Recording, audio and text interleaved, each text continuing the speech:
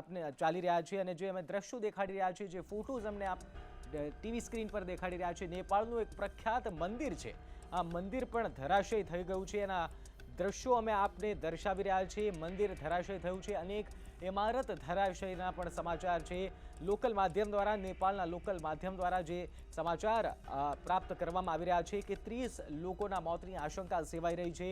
અમુક વિસ્તારમાં વરસાદી ઝાપટા પણ, હળવો વરસાદ પણ છે. એટલે નેપાળમાં પૂનમ એક સ્થિતિ એવી સર્જાઈ છે, અચાનક લોકોમાં ભય પેદા થયો છે. એનું કારણ ભૂકંપ છે, એક અણધારો આંચકો અને એક મોટી તીવ્રતાનો આંચકો છે. બારાબંકીમાં પણ મોતના સમાચાર છે. કાઠમંડુમાં પણ કેટલીક ઇમારતો ધરાશય થઈ છે.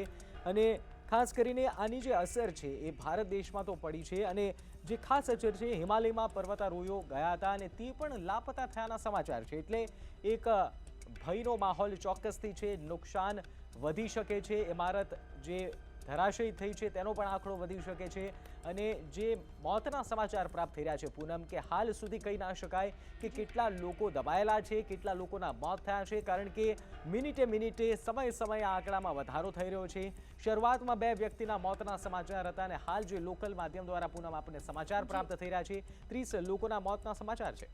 ઉપરાંત ખાસ જે દ્રશ્યો દર્શાવાઈ રહ્યા છે સ્ક્રીન પર તે